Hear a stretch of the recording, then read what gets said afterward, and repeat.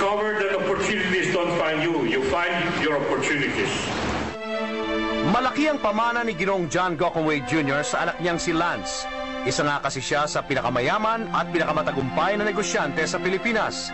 Pero para kay Lance, higit sa pera at sa dami ng negosyong meron ang kanilang pamilya, ang aral ng buhay, base sa mga naging karanasan ng kanyang ama, ang magsisilbing pinakaimportanteng mana na naibigay sa kanya ng matandang Gokongwei.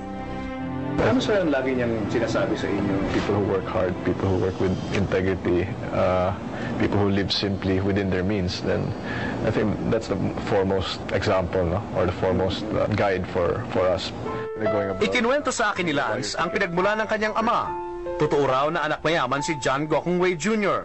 Nag-aral sa magandang paaralan at nasanay sa magandang buhay. His father was parang cinema king ng Cebu, so I recall at that time, he was telling me na yabang-yabang niya sa school kasi lahat ng sine napapanood niya, libre pa siya. He can invite all his friends to watch free movies at that time. Subalit ang marangyang buhay na iyon, na kinalakihan ng kanyang ama, ay bigla na lang inagaw ng tadhana. Sa madaling salita, naghirap ang pamilya ni John Gokongwei Jr. 1939, his father passed away. And then, his father had some debt, so medyo na-foreclose. He lost all the cinemas. So parang when he want to watch movies na, parang wala na. Hindi na siya pwedeng manood ng libre. But fortunately, my dad always did very well in school. And then he had some close relatives who, during that time, he stayed in their house and was able to continue his education.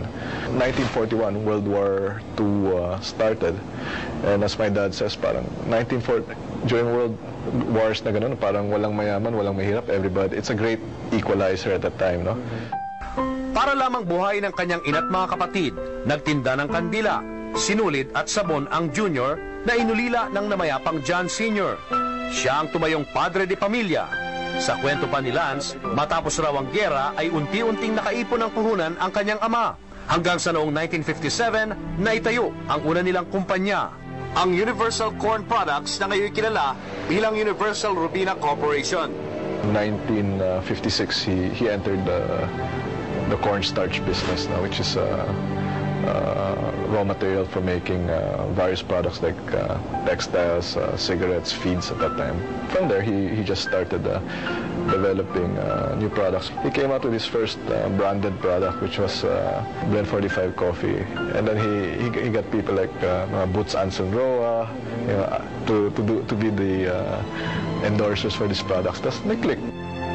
Nagtagumpay ang kanilang mga negosyo at sunod-sunod na ang dumating ang swerte sa pamilya. The biggest breakthrough when he started building a reputation in business, when he started developing his own brands. Yun. Then in the 70s, there was no such thing as snack foods, no? So I think the first snack food that was developed in the Philippines was Jack and Jill cheese curls, no? Sa paglipas ng panahon, nanganak pa ng nanganak ang mga ideya ni Ginoong John Gokongwei Jr. Ang Universal Robina Corporation na nakasentro sa pagkain ay nagkaroon ng mga kapatid na korporasyon tulad ng Robinson's Land Corporation na nagtayo ng Robinson's Malls. Gayon din ang iba pa mga kumpanya sa larangan ng transportasyon at komunikasyon. I guess matapang siyang tao, no? He's one of the few guys here na say, teka, there might be a better way of doing this. I'm going to start Sun Cellular and I'm going to offer call and text unlimited products. Nang magretiro si Ginoong John Gokongwei Jr. noong 2002, ang anak na si Lance na ang namahala sa negosyo ng pamilya. At ang Cebu Pacific ang isa sa mga unang kumpanya na kanyang pinalago. Marahil ang larawang ito na nagpapakita kay Lance habang nagpapalipad ng eroplanong papel nung siya'y bata pa ay isa ng pangitain ng negosyong papasukin niya sa hinaharap.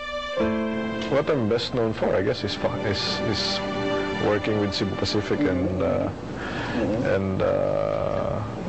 making flying more affordable to more Filipinos.